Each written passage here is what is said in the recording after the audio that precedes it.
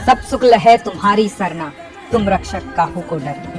संकट मोचन महाबली हनुमान, जिनका नाम मात्र लेने से भी सभी कष्ट दूर हो जाते हैं। वो श्री राम के सबसे बड़े भक्त है और समय के अंत तक इस धरती पर धर्म के रक्षक भी। हनुमान जी को भगवान शिव का अंश कहा जाता है। अगर हम आपसे ये कहे कि एक बार हनुमान जी और शिव जी के बीच एक बहुत भीषण युद्ध हुआ था और हनुमान जी जन्म से भी पहले श्री राम जी से जुड़े हुए थे, तो आपको कैसा लगेगा? हनुमान जी से जुड़ी कई ऐसी कहानियां हैं जिनके बारे में शायद ज्यादा लोग नहीं जानते।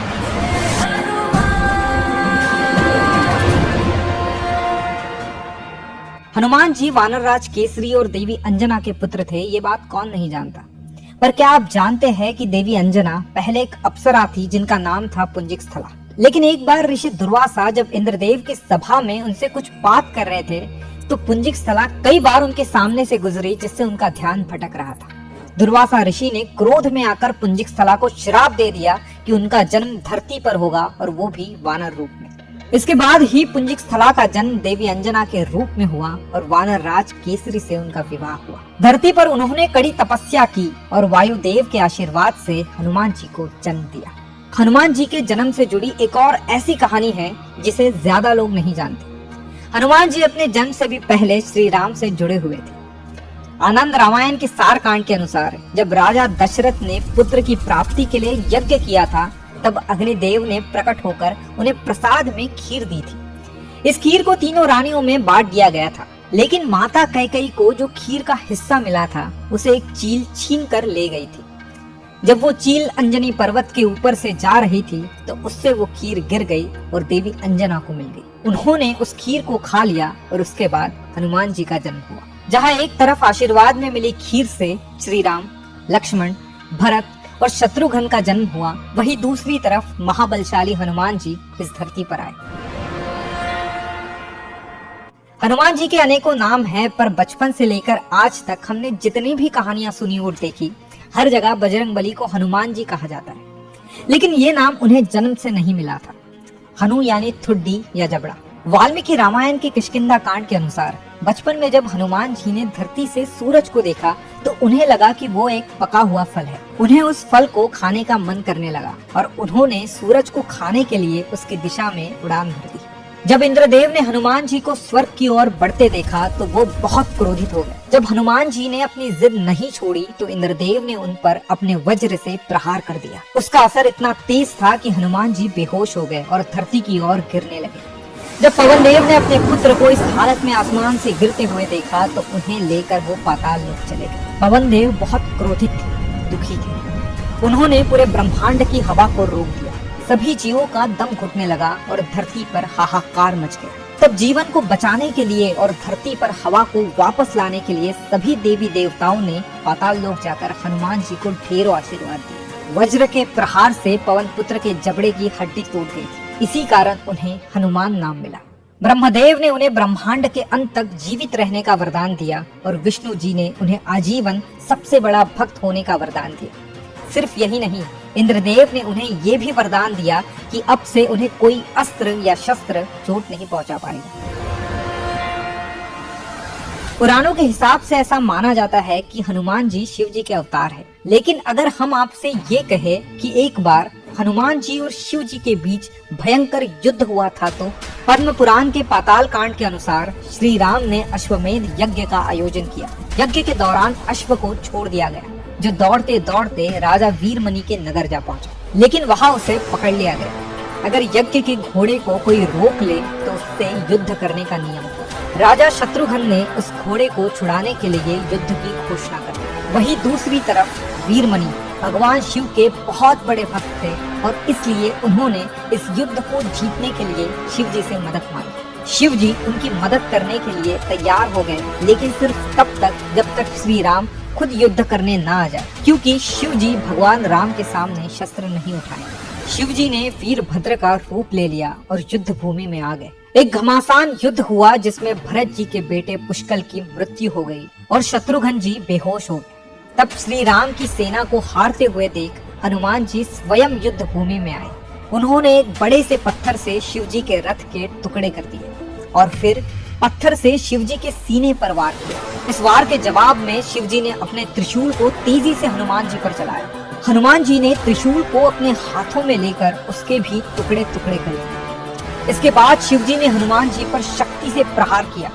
ये शक्ति हनुमान जी के सीने में जाकर लगी और उनका संतुलन बिगड़ गया। क्रोध में आकर उन्होंने पलटकर एक बड़े से पेड़ से शिवजी पर वार किया। शिवजी के गले में बंधे सर्प डरकर पाताल लोक में चले गए। शिवजी ने हनुमान जी को चेतावनी दी कि अब वे उनका संहार करके रहेंगे और फिर शिवजी ने हनुमान जी पर एक लोहे के मूसल से वार किया।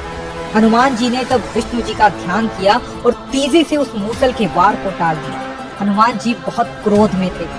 उन्होंने शिवजी पर पेड़ों और पत्थरों की वर्षा शुरू कर दी। ये युद्ध एक लंबे समय तक चलता रहा और अंत में हनुमान जी की विजय हुई।